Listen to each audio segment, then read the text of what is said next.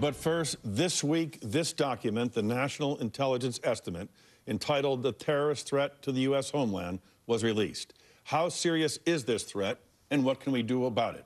Joining us for an exclusive interview is the Director of National Intelligence, Admiral Mike McConnell. Welcome. Thank you. Let me show you a key judgment from this report. Quote, "We judge the U.S. homeland will face a persistent and evolving terrorist threat over the next 3 years." In layman's language, for the American viewers watching today, what is the most serious threat facing our country? Tim, the most serious threat is that the plotters that are being observed will be successful in penetrating our defenses and conducting an attack that would result in mass casualties. Their intent is to effect an attack with mass casualties. A secondary attempt would be political or infrastructure targets, to even include economic targets that would have long-lasting impact.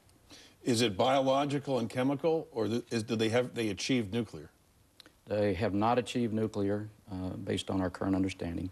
The intent is either chemical, biological, nuclear, radiological, or even nuclear to include a nuclear yield. I would add, what we see currently is primarily a focus on explosives. Explosives that can generate a large explosion, but they're put together with commercially available material. Why haven't we seen more suicide bombers the way we see in the Middle East? In the United States, you mean? The efforts that the United States and our allies have gone through over the past 5 years have been significant in establishing barriers. So the terrorists perceive us as a much more difficult target, very different from what it was in 9/11. So barriers have been established, databases have been established. The National Counterterrorism Center, which conducts 3 times a day a teleconference with all the players, federal level, state level, international, to try to coordinate these things. And if someone can be identified, they'll be taken out of the pipeline in their process to come into the United States. Let me read another key judgment. Although we have discovered only a handful of individuals in the United States with ties to al-Qaeda senior leadership since September 11th, we judge that al-Qaeda will intensify its efforts to put operatives here. But there are people in the United States, you are saying, who have direct ties to al-Qaeda senior leadership. Tim, the way I would describe it is we have strategic warning. We know what al-Qaeda in their safe haven in Pakistan intends to do. We're watching them train and recruit, and their effort is to put someone inside the United States. There have been some clues and some cases where there would be a tie, but we do not have tactical warning currently that there are sleeper cells tied directly to al-Qaeda inside the United States. So we have the strategic warning, not the specific tactical warning, but we know their intent. But you say there are a handful of individuals in the United States with ties to al-Qaeda senior leadership. That's correct, and that's in the form of raising money or being sympathetic to, but we haven't identified the individuals who are actively plotting or planning. But there have been some that have been sympathetic to al-Qaeda's cause. Do you believe there are sleeper cells in the U.S.? I worry that there are sleeper cells in the U.S. I do not know. There is no specific on a sleeper cell. There are some elements under surveillance because we're not sure. So it's warranted, court-approved, warranted surveillance. We have some ties. This is what I meant when I said we've raised the barriers and made it more difficult. This intelligence report that came out this month raised a lot of concern and alarm in the U.S. And it seems to be in stark contrast to the National Intelligence Estimate from last April, this one. And let me read that key judgment to you. United States-led counterterrorism efforts have seriously damaged leadership of al-Qaeda and disrupted its operations. We assess that the global jihadist movement is decentralized, lacks a coherent global strategy, and is becoming more diffuse.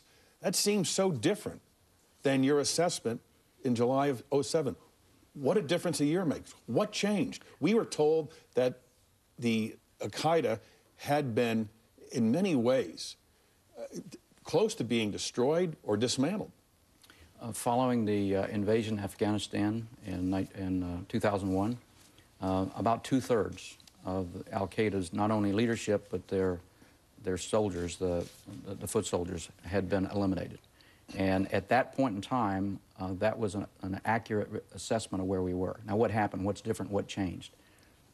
In Pakistan, where they're enjoying this safe haven, the government of Pakistan chose to try a political solution. A political solution meant a peace treaty with the region that's never been governed, not governed from the outside, not governed by Pakistan. The opposite occurred. Instead of pushing al-Qaeda out, the people who live in these federally administered tribal areas, rather than pushing al-Qaeda out, they made a safe haven for training and recruiting. And so in that period of time, al-Qaeda has been able to regain some of its momentum. The leadership's intact, they have operational planners, and they have safe haven. The thing they're missing are operatives inside the United States. So that's the difference between last year and this year in our assessment. Why haven't we captured Osama bin Laden? Think about attempting to capture a single human being whose primary purpose and emphasis is to remain unobserved or hidden. It's a very difficult challenge. From having been in intelligence for most of my professional life, it's not difficult to find something large, an armored division, ships that are being built, or airplanes or whatever, but a single human being that wants to be unobserved, who's being assisted in that process, it just makes it very, very difficult. If we captured Osama bin Laden, we might lose General Musharraf of Pakistan because of unrest such apprehension might create in his country. Would it be worth to losing Musharraf but apprehending Osama bin Laden? Well, first, I wouldn't agree that if we capture or kill Osama bin Laden, that would be a particularly increased or direct threat to President Musharraf. President Musharraf is one of our strongest allies. He agrees with capturing or killing Osama bin Laden, and while he tried the political arrangement, the peace agreement last fall, he has made decisions over the last few weeks. You are aware of the Red Mosque and cleaning that out. And he's gone on the offensive to go back into this federally administered tribal area. Fatah is the shorthand we use to refer to it. Now, in doing that, there's been a price. He has lost already, I would say, 100 troops. Broadly across Pakistan, the number's probably approaching 300 from suicide bombs and roadside attacks. So there is a price to pay.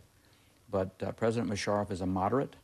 He has a moderate view, and he is attempting to cause the nation of Pakistan to rally around a moderate view to eliminate the extremists. If his government fell, how detrimental would it be to the U.S.? It would have severe impact. It would depend, if it fell, it depends on who would replace him. It's a democratic nation if they continue down this current path. So if the process of turnover happens in a democratic way, it may not have severe impact. One of the things that I would like to highlight, however, is President Musharraf is one of our most valued allies. And let me just highlight this. Probably the majority of the senior leadership that have been captured or killed is the direct result of assistance and cooperation and participation by the Pakistanis. Are you convinced Osama bin Laden is alive? We have not heard from Osama bin Laden for over a year. There was a recent video where he appeared. Many people thought that was current. That was actually old videotape. So it's been a year. There are rumors about his illness. My personal view is that he's alive, but we don't know because we can't confirm it for over a year. And living in Pakistan? I believe he is in the tribal region of Pakistan, and how he conducts his affairs, only speaking to a courier, staying completely removed from anything we could exploit to find him. I think he's in that region.